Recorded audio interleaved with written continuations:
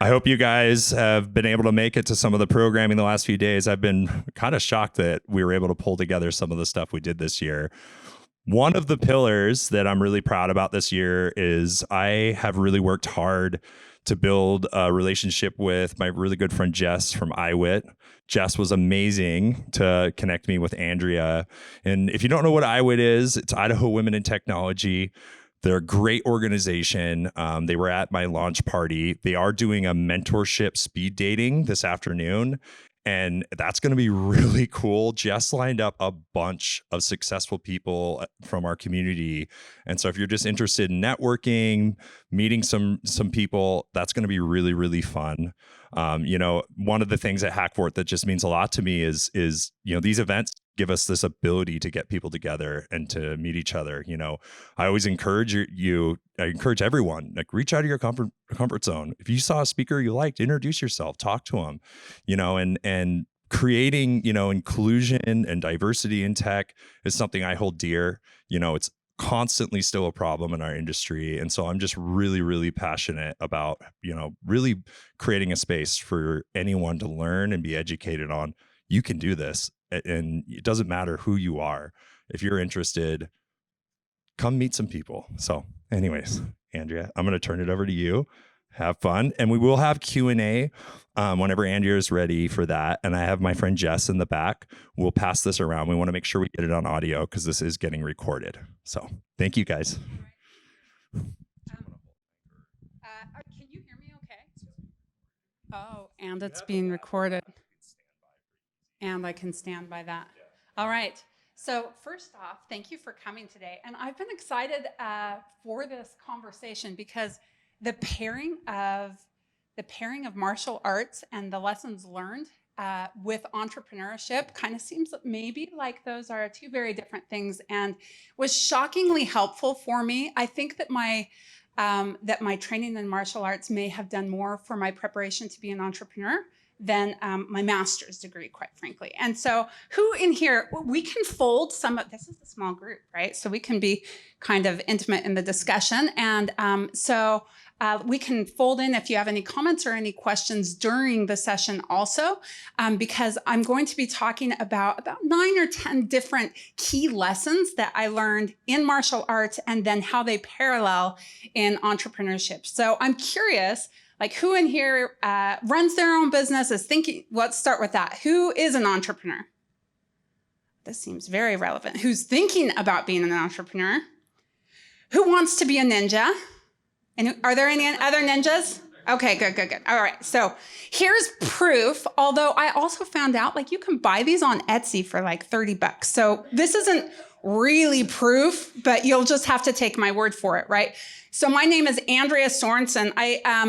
I've been thinking about this for a while. When I did my black belt test, it took me 8 years to get my black belt. I got it in Taekwondo, and I'll talk about the reasons why I did that. But when I did, I had to write a report, and in that I included like why I did this and what I learned.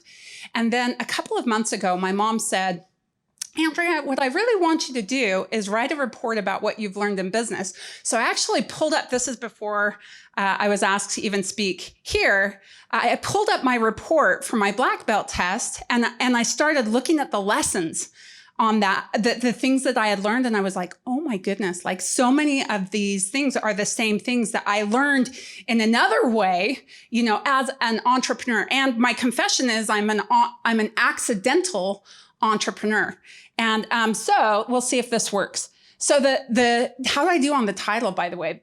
Pivots and partnerships and how to use ninja skills, right? That's pretty cool. But I thought this would be really maybe more applicable if I had instead said, lessons about running a business that I learned while getting beat up by teenage red belts, which are, by the way, way more dangerous than the black belts because they don't have the discipline, but they do have the skill and they have all kinds of power. And they also don't know that you can hurt 40-year-old girls. So this is me. My name is Andrea Sorensen. I'm the CEO of Liiingo. And and it says on here, accidental entrepreneur turned serial entrepreneur. Please believe that becoming an entrepreneur, like, Well, one, you're going to figure out pretty quickly if there's a lot that you pay personally in owning your own business, right? It's a high cost. And so, but if it's a fit and you love it, then you're ruined forever being an employee again. Don't you think? And so at this point, I'm ruined.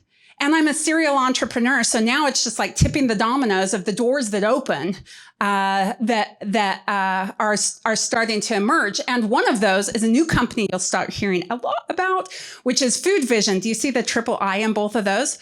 And that is a really cool combination where we took, there are 3 female CEOs who are co-founding Food Vision. Like that is really cool. 2 of us are tech entrepreneurs. Liiingo is a tech company, and then one is a CEO of a food brand.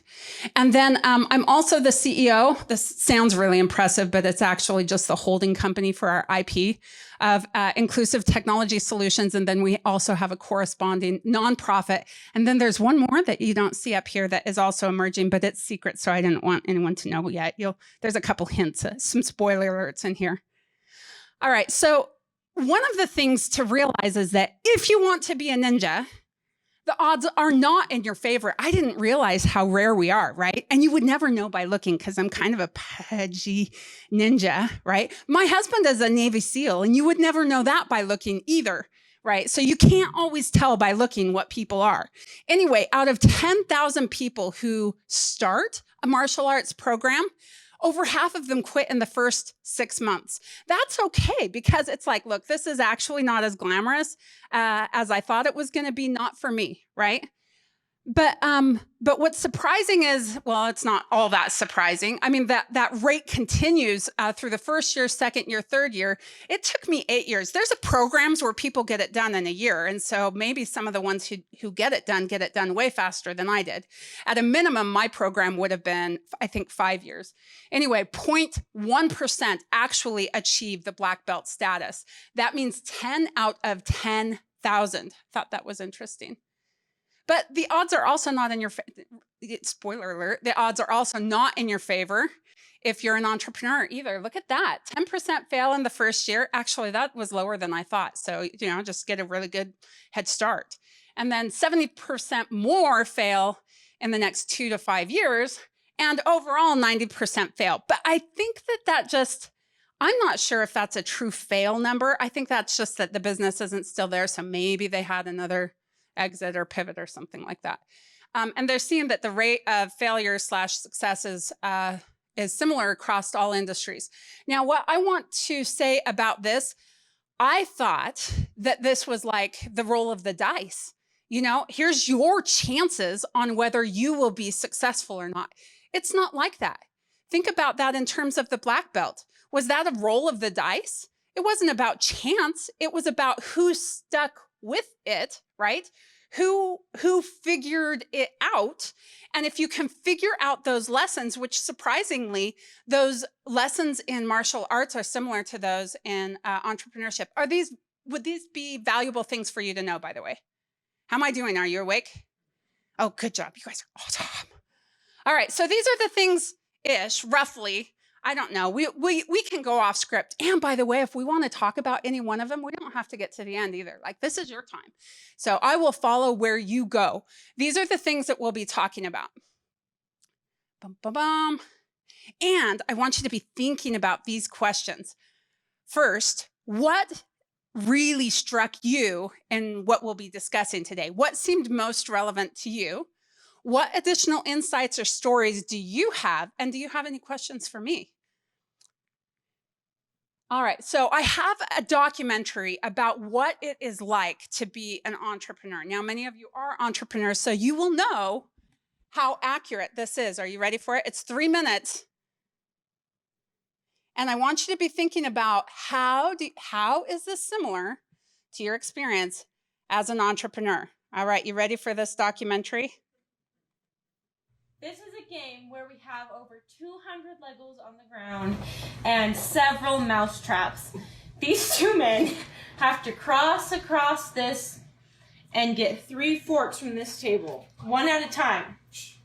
And the winner wins, and the loser loses. Across the minefield. And now begin. You gotta say, Ready, set, go! let the games begin. Hey, no spit in your seat. You guys are shuffling it. That's what it's gonna look like in 30 more years. This is also a documentary of my childhood. I have 4 brothers. Table, right here. Wait, These are This way. table. Table, you're at the table. Lay Yeah. your hands down, lay at the table. Grab the fork. Grab the fork. Grab a fork and go. Table. Grab a fork and go. Grab a fork and go. Mom, you're in Asian curry. Table.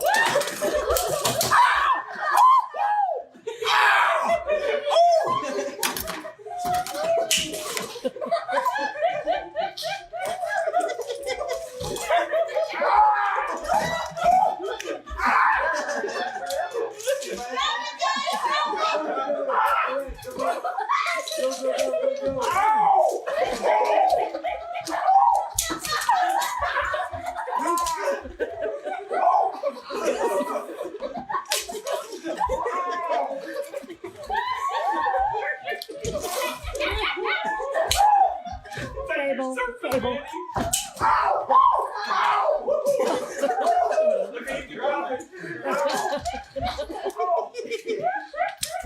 Sit them down. On the floor.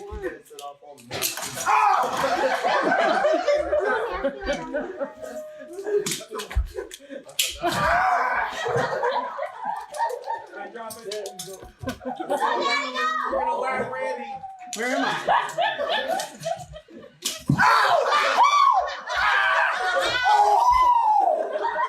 Oh, it's on my toe!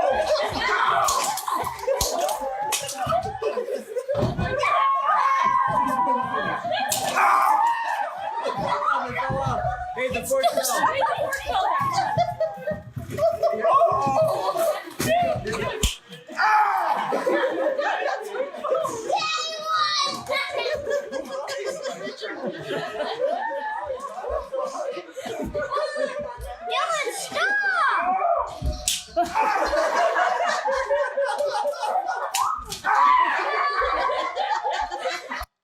All right. So in that documentary, clearly scientifically produced after much research, rapid fire in terms of how does that relate to, starting and running a business? Or maybe anything that you've experienced in terms of leadership.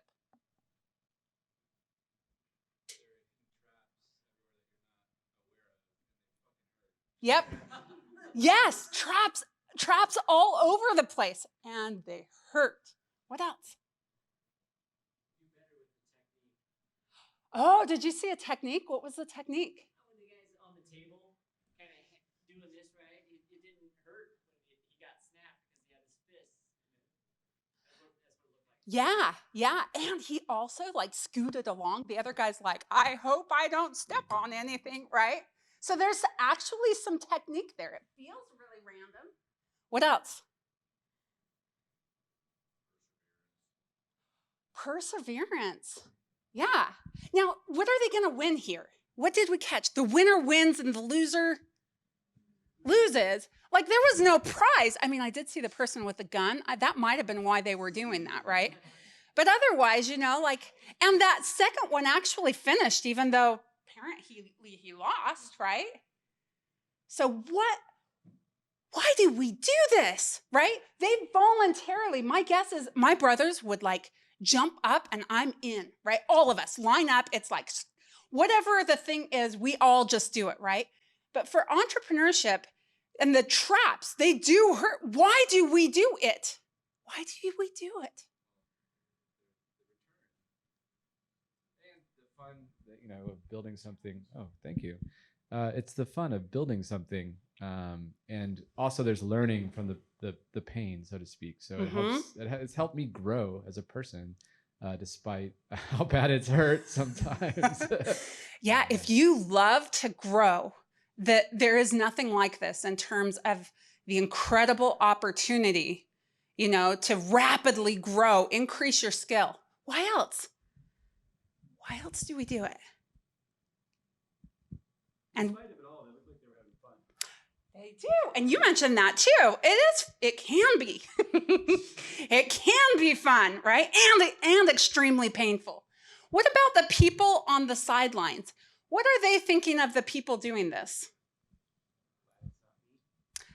Glad it's not me, right? Have any of you experienced this in terms of what your friends and family think about your endeavors? Right? Why would you do this? This is crazy. Go get a real job. Right? This is not safe. And also, it's really funny to watch. Right? All right. So we'll talk about, because some of the things we'll be talking about will be, apparently that's age restricted. I hope you were all old enough to see that. I don't know. Maybe it's this way. Which button? Did I flip it off? It was working. We'll go this way. All right, so the first thing I want to talk about is making big decisions. So the reason why I did my black belt was not because I wanted a black belt. I did think it was cool, right? And I did like getting things like degrees, and I don't know, back in my days where I thought that mattered and someone was going to be impressed, right? So I did think that would be cool. But I actually had a 4-year-old son, and he wanted to be a ninja. And he begged me to do this. And so I had a really serious talk with him. His name is Isaac. He's my only child. I'm like, Isaac, if we do this, this is going to take us at least 5 years. Are you willing to commit to that, right? Because he's 4 years old. He has some concept of that. He's like, oh, I want to do this for the rest of my life. This is going to mean going 3 or 4 times a week for those 5 years. I want this more than anything else. We even took like a sample class. And so, he made the decision. I told him there's no quitting. If you make this kind of commitment, it doesn't matter that you're 4. I think I had him sign something like, that's the kind of parent I am. I should have said I'm a process engineer. Like, I'm not the one you would expect to launch off and start a business. And so anyway, he said he wanted to be a ninja, and so I paid for both of us through black belt because I didn't want to teach him at 4 years old how to start something and then quit. I don't know. So I was like, we're going all the way, man, all the way to black belt, you and me. And these were on the board. And we looked at those every time we went for 8 years. Now, let me tell you, this little 4-year-old who wanted this more than anything in the world, after a month to 2 months, it wasn't fun anymore. And for the rest of the 8 years, right? Every time we went, it was like, I want to play with my friends. Why do we have to do this? You're so mean. You're making me, like all those kinds of things. Got to the point, of course, that he didn't even remember making that commitment. Well, there's also, wrong direction. There's also, here's the other thing. We made that without knowing. We knew it would take at least, they laid it out. Here's all the stuff you're going to do. It's going to take you at least 5 years, right? And we knew we're going to have to learn this stuff. But what I didn't realize is, hey, guess what? I could sit on the couch and watch him while he did it, right? I'm like a year in before I realized, wait a minute, there's all the other parents watching me get beat up by their little kids, right? At that time, it was real fun because everyone's like 4, 5, 6, and then me. And I look like an idiot to the rest. Doesn't it sound cool that I'm a black belt? Until you realize like a good chunk of that was me in there with a bunch of kids this big, and I could get them, without any skills. So anyway, I didn't think through all of the implications. And I didn't realize, even though I knew what the criteria was, I did not realize how hard that was going to be on my body over 8 years. Well, similarly, when I decided to start a business, that makes it sound like I had been thinking about it for a while, right? I hadn't. I had my whole life not wanted to start a business. My dad had failed in business. It represented all kinds of risk. It was super scary to me. I liked large organizations, right? I'm a process engineer. So my friend and my sister-in-law and I, my co-founder and I, were walking through the zoo, and we were next to a family that was speaking Spanish. And I was just realizing like how different their experience was than ours because of the gap in language. And I thought, this is really frustrating because there's simple solutions now to fix that and to be able to provide a more inclusive opportunity. And I had managed development teams for years. And so, and I had a client that was had a development firm. And so I was like, hey, how about you just build this little prototype where there can be a QR code, and when someone scans it, it'll detect the language of the device and then deliver the content in that language, right? And it seemed so obvious, and yet it hadn't been done. And we filed for a patent because we thought, well, let's just create a moat. We didn't expect to get the patent. We got the patent, right? So Brittany, my co-founder, writes me a check for $30,000, and she's like, I think we should do something with this, right? I didn't know that it was going to take $3 million. Good thing I didn't know that at that time, at least $3 million, right? So I drive around for 2 weeks with that check in the console of my car, facing my fears about what it was going to take to start a business. Now, my guess is you have some of your own fears in terms of whatever big goal that you have. And I would encourage you to really face those down and determine what you really want. Because what I wanted, I didn't need to prove myself anymore. I felt like I had done that. It wasn't about the money. It wasn't about whatever. You know, I wanted to make a difference, and I felt like I could do that. Right? This is my son, by the way. This is him. And then here's me over here that you can't tell what the heck, and our instructors. But my why with martial arts was time with my son. And I wanted to teach him not to have some of these big fears that I had grown up with about being able to tackle these kinds of things. And so being able to then face the fears and have a deep enough why that could propel you through the hardship. Because again, knowing that it's going to be hard is very different than what it actually feels like when you're in the deep thick of it. Second thing is mastery. There is a level of mastery, and I really thought, I think this is also why Isaac got bored quickly, right? When you think of black belt, you think, oh, you know a whole bunch of different kinds of things. Nope. You know a few things, and you've practiced it a lot, right? And the same thing is actually true with most of our life, actually, is very simple communication, whatever other types of skills that we need to be able to have a level of mastery to be able to use in a number of different and emerging situations.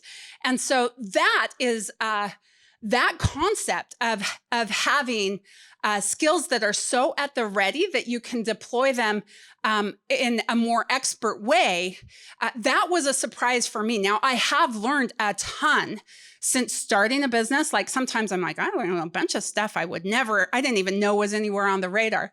But the real challenges are the basic things that you already know. It's just, and if you were just doing one thing, you would do it really, really well.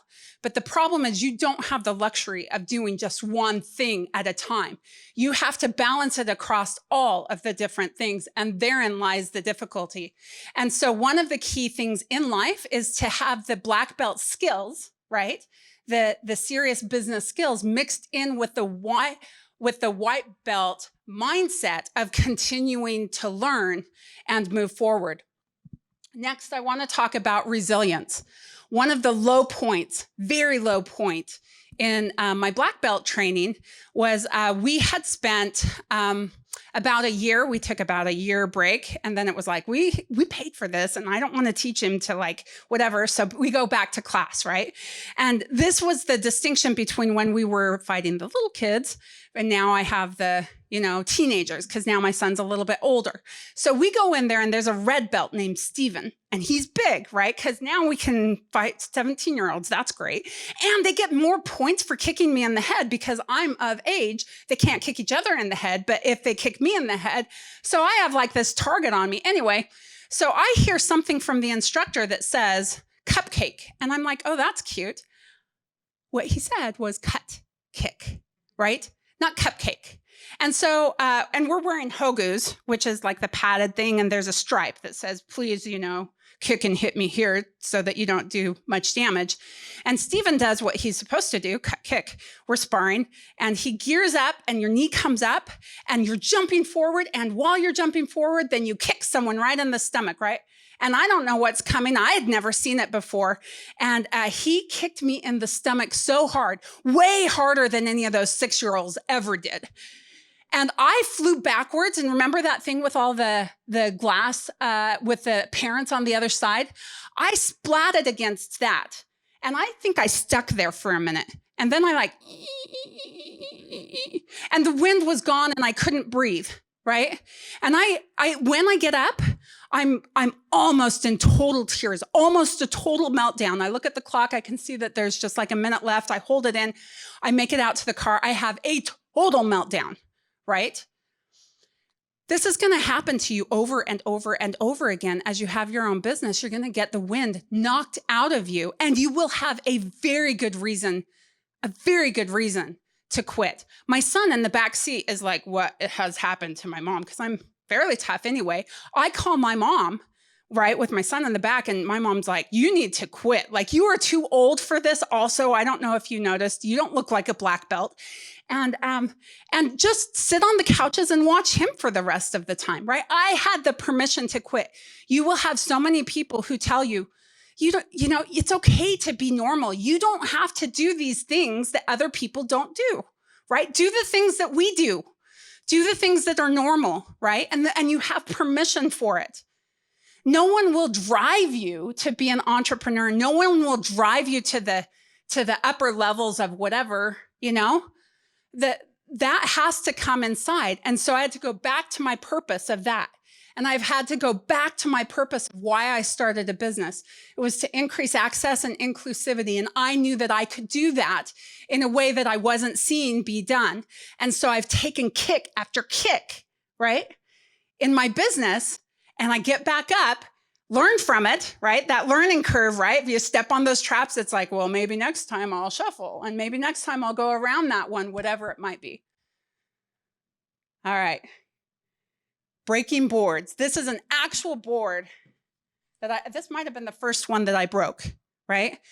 And the instructor said, hey, go down to Home Depot and get, I think these are 3/4 inch, I don't know, and 1/2 inch, I don't know. He's like, go get a bunch of these boards cut and then bring them in. And I was like, wait a minute, aren't these supposed to be the special boards that if you actually just push softer, it just breaks? And apparently these are real boards that they use. Like, I don't know about everywhere, but for us. So this is the first time. This is Isaac. Like, how cute. Oh, but I was going to tell you, because this is one of the biggest lessons that I learned.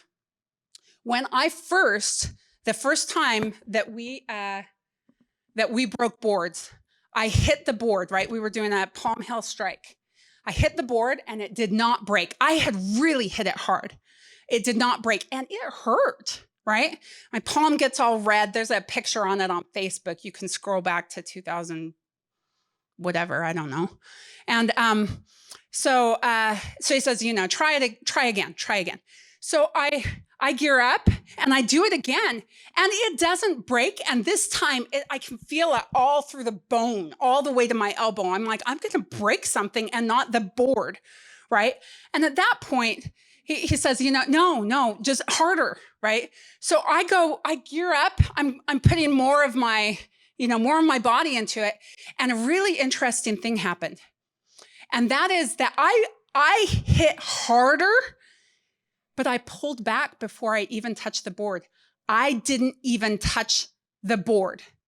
This is what we learn. When something hurts, we have an instinctual response, right? To pull back. And at that point, the instructor had the wisdom to say, oh, Andrea, here's the thing. You're aiming for the board. You need to aim past the board. And when I did that, then the next time you go through the board. Do not think about stopping at your goal. Look way beyond your goal because you can only go where you have been able to see in your mind, right? And so you have to be able to see and feel what's on the other side of the board. So that was Isaac when he was, 5. And this was him at our black belt test. And you see the 3 people, and I think he's going through 2 or 3 boards. That was pretty cool. The pictures of me are not very glamorous, all of them like this. All right, how are we doing so far? Is this resonating? All right, another really sad moment. I think some of my worst meltdowns in my life have been over the black belt and over the business, quite frankly. This is another one. We thought, and it's actually the time before this, I didn't take any pictures because my face would have been red and you would have just seen tears. So we're sitting there at a ceremony and we have our blue belts with 2 stripes and we know that we're going to advance to the red belt, right? And our names get called up and they give us another stripe. And I was like, wait a minute.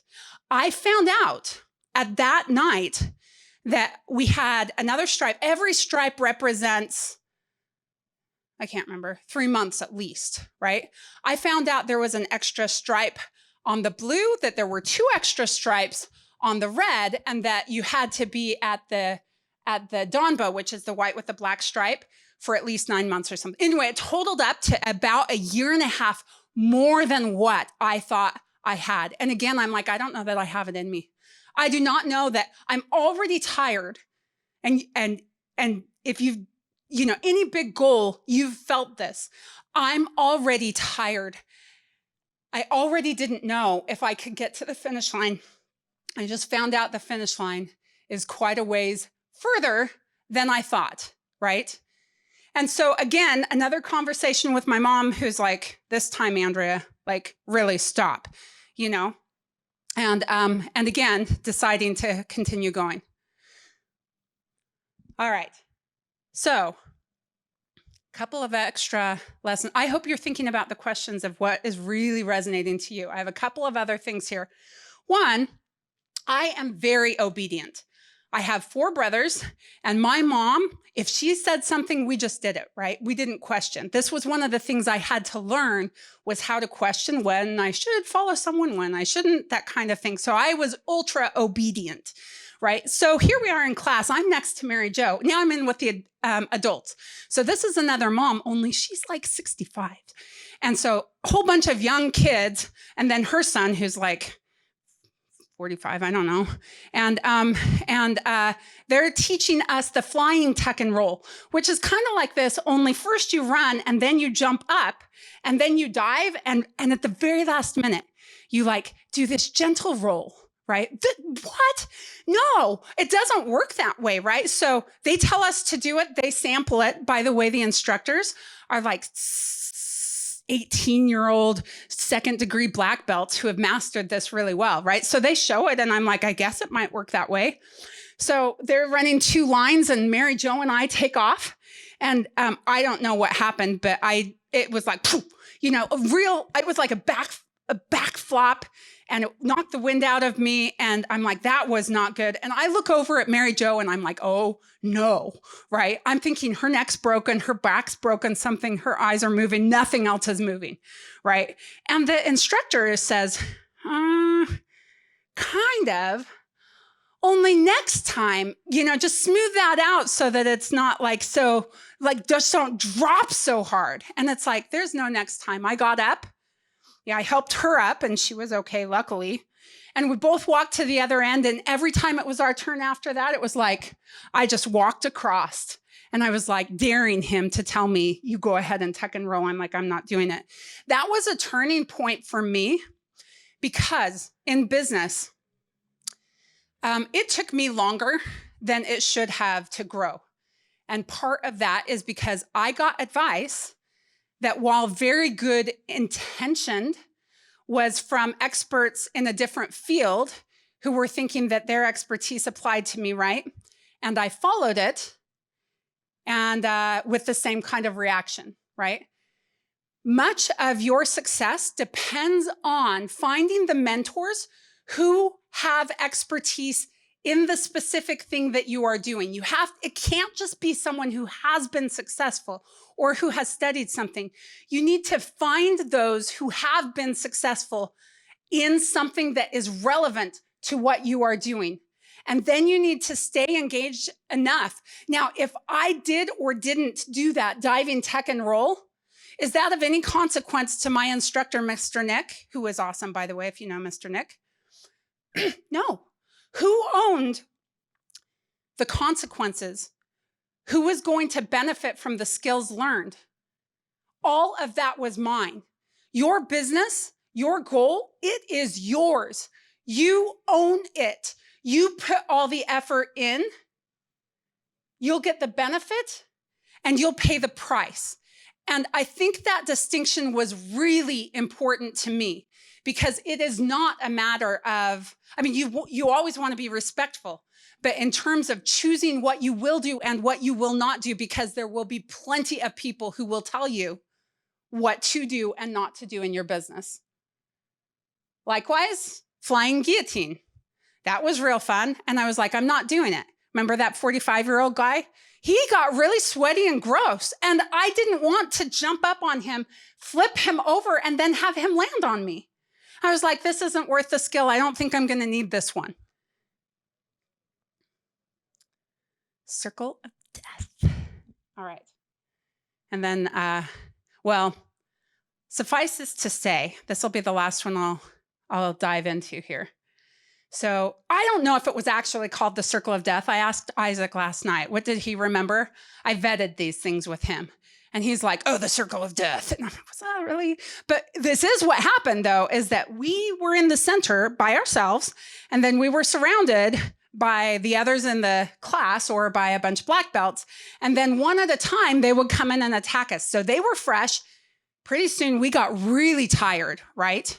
And then they do that for a while with one-on-one, and pretty soon then they'll do it with two. And then at the more advanced levels, then you'll have three come in. Any guesses? Like, how is that applicable to entrepreneurship?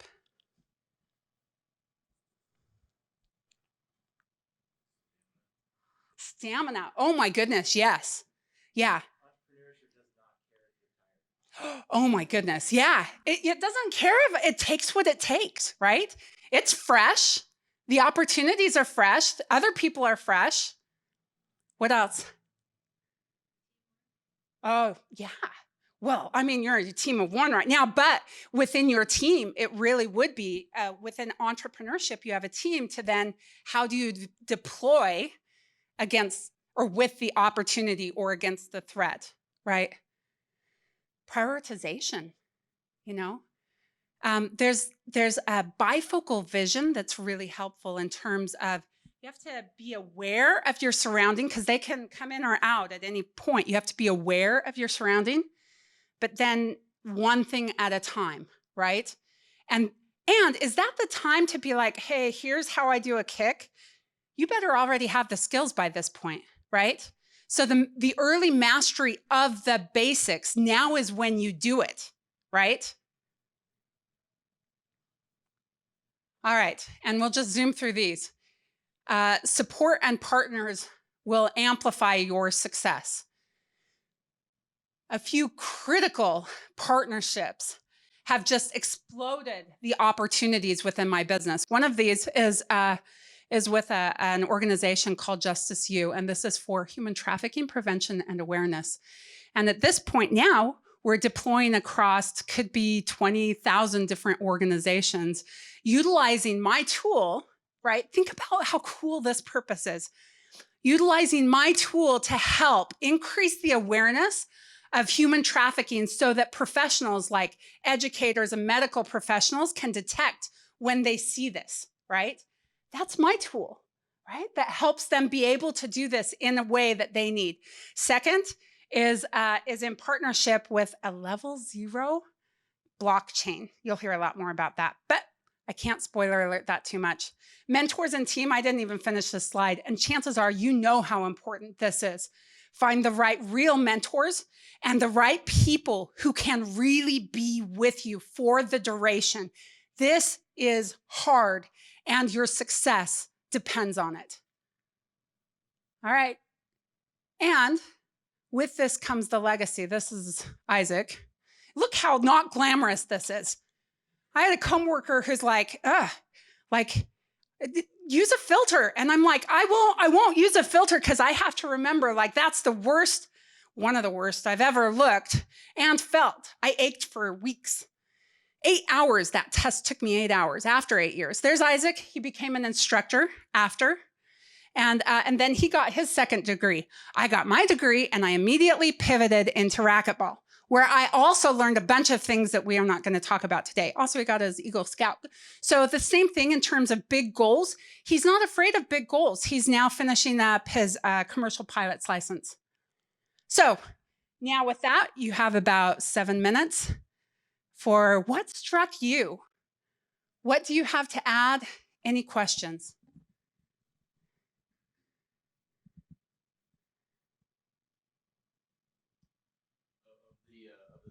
Slides that you went through, of the different slides you went through, what would you say would be the most important for beginning entrepreneur?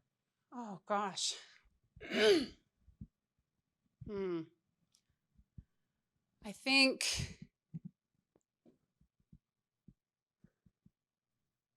probably that know your why, because if it, and I hate how like cliche everyone's like about, what's your why? But the truth is that if your purpose, do it for the right reasons. I got a master's degree because I was used to just going to school every semester and they started without me and I panicked, right? That was not the right reason to get a master's degree. So if your purpose is significant enough, then you'll learn what you need to learn. You'll develop the relationships you need to develop. You'll get back up after you get kicked down. You'll find a way. I think that's probably the main thing. And to realize, you don't have to do this. And it's not for everyone. There's a huge price tag for both of those things. Think about all the time, 4 nights a week for, we didn't do it 4 nights a week for 8 years. That's why it took us 8 years. But even still, tons of time.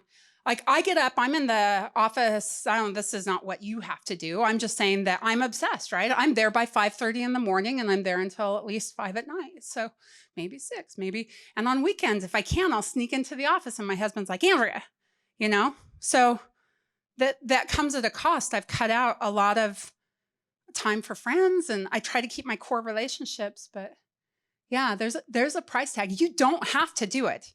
And so that's why the purpose, I think, is so important. That was a good question. What do you think, by the way?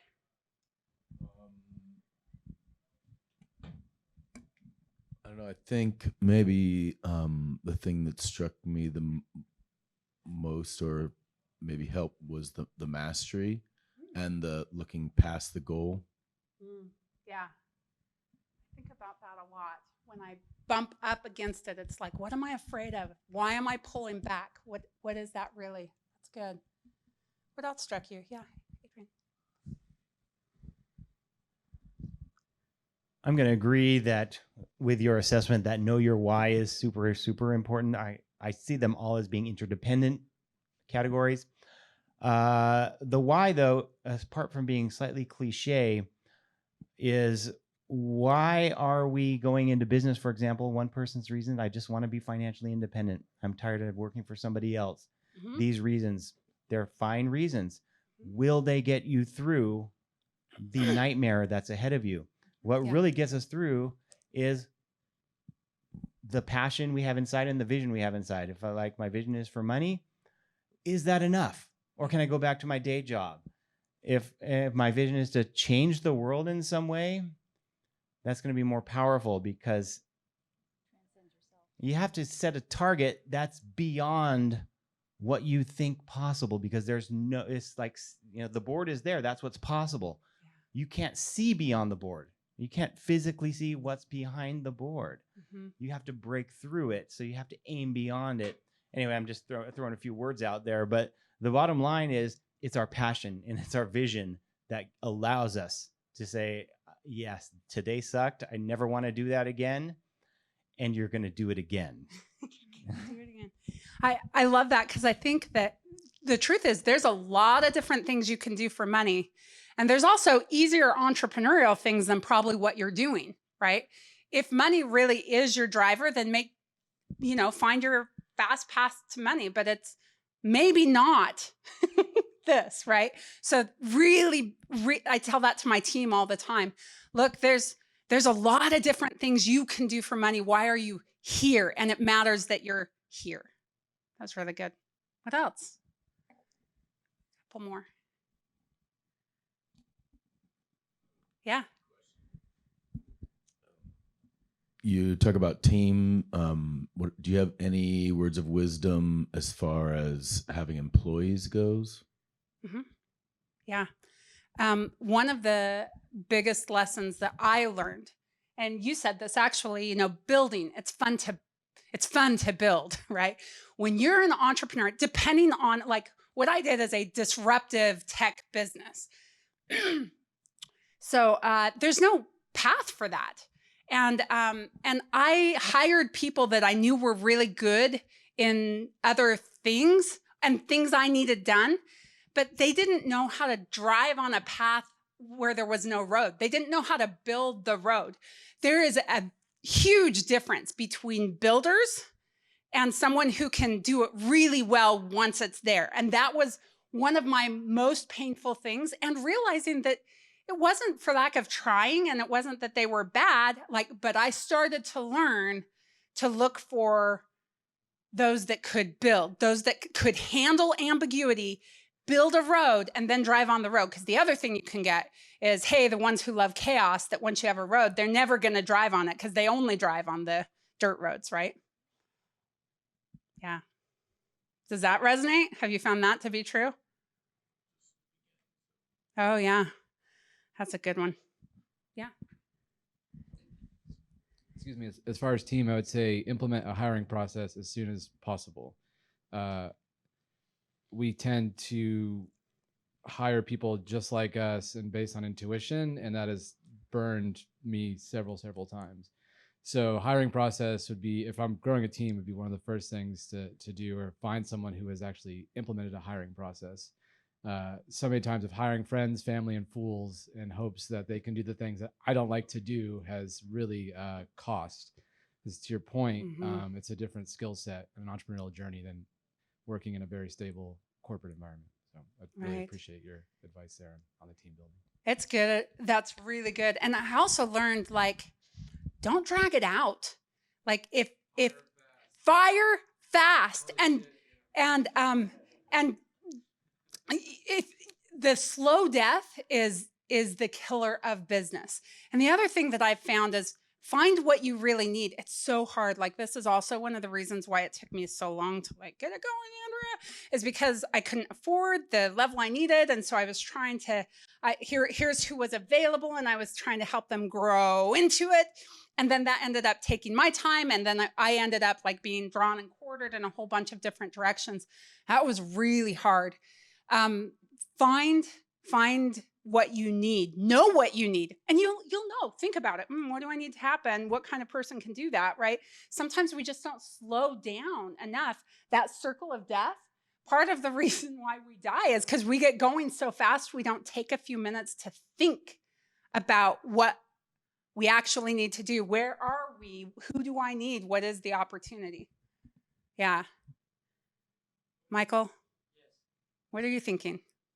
You want to close us out with a thought? I don't know that I could do that, summarize everything that you've already come up with, but I would like to ask the thing you keep on teasing about, to find out if you'll give a little bit more information about it, or if that's all we get. It's coming very soon. I would recommend follow me on, or connect with me on LinkedIn. And you'll see hints of it in Food Vision, and really, it's the combination of the technology. We're launching that across the food supply chain, and there are other applications for that as well. So that's kind of exactly what it is, and at the same time being very nebulous. How was that? Still vague. Was it? A little bit closer. Oh, politics, no. Hey, thank you so much. Was this helpful for you? Thank you for coming today. And you can, I really believe this is not about odds. This is about what you have in you. And I wish you the best in beating the odds. Thank you so much, Andrea, for coming out. I appreciate it so much. That was great. Although I was in and out a lot. Hey guys, that is a wrap for this one. But if you're really interested in indie arcade cabinets, the next one's going to be really, really interesting. The team from Boise State collaborated with Spacebar. Their arcade cabinet's actually out there at the expo floor, and you can play it. And it will be moved to Spacebar. And if you haven't been to Spacebar, it's awesome. They just opened their new place.